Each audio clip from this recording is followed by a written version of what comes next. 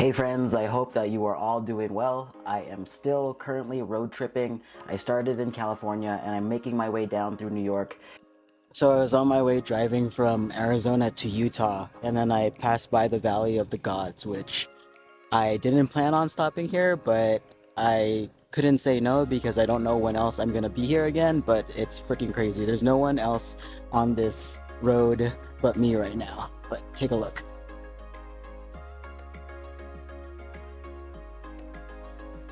Freaking gorgeous.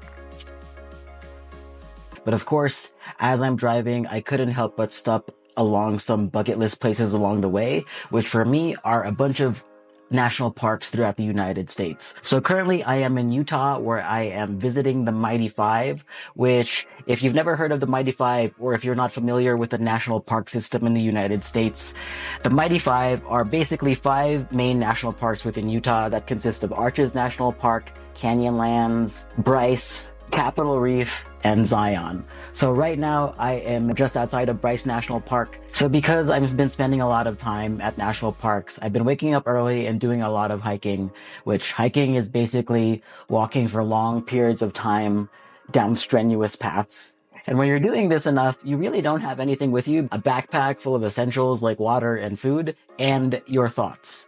And when you are hiking 10 miles a day, you start to reflect a lot, which at least I do. So this morning, I woke up really early at sunrise to go on this hike. And you know, when you go on a hike, you start to say hello to people, you pass by some folks, and you start to see who else is on the trail with you. So when I was on this hike, it got me thinking about how everyone starts off the hike at different points. And also sometimes new people join you because there are interconnecting trails where someone could have started at a completely different start point, but somewhere in the middle where they started and where you are end up linking up and you end up on the same path. There are families, there are young people, there are older people. Some people hike really fast, some people hike really slow, some people stop to take pictures, some people move at a steady pace, which for me, I like to hike at a steady pace, and if there's anything interesting that I want to stop and see, I will stop and see it.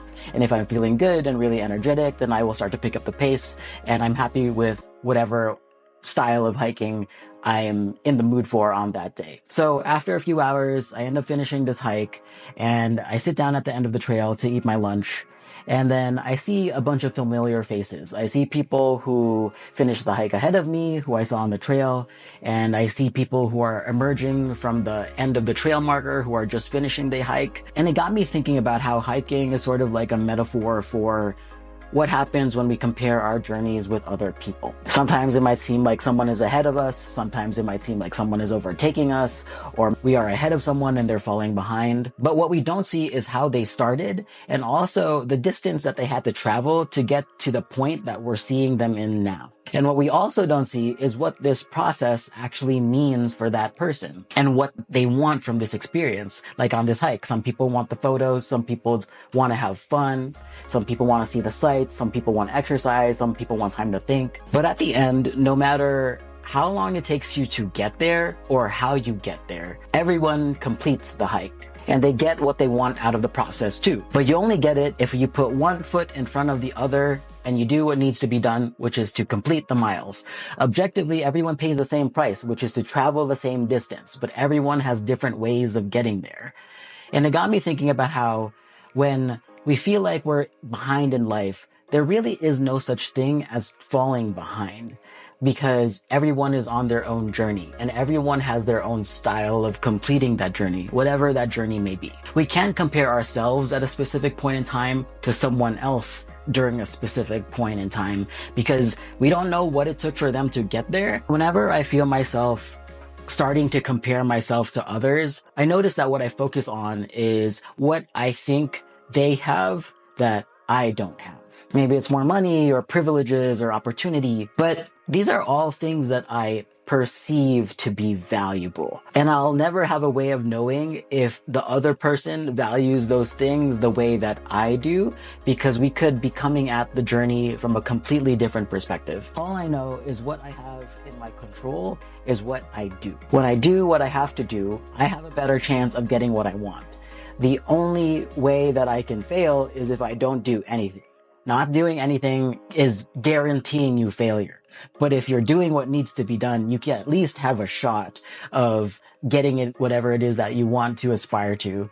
And if you do a good job at it, the more likely it is that you're going to get the thing that you're aiming for. The only way to fail is to not do anything. It reminded me that unless you're in a literal race, there is no such thing as falling behind. There really is no such thing. It's all perspective. I'm a firm believer that anyone can get what they want in life as long as they're willing to pay the price, whether that price is time or self-growth or money, and as long as you don't harm anyone along the way. So you pay the price, you don't harm people along the way, and you do the work, and you end up getting what it is that you envision yourself having. Do this enough times and for long enough, and eventually you'll emerge as the person that you envisioned yourself to be. So to anyone feeling behind in life, I want to say that there is no such thing as falling behind.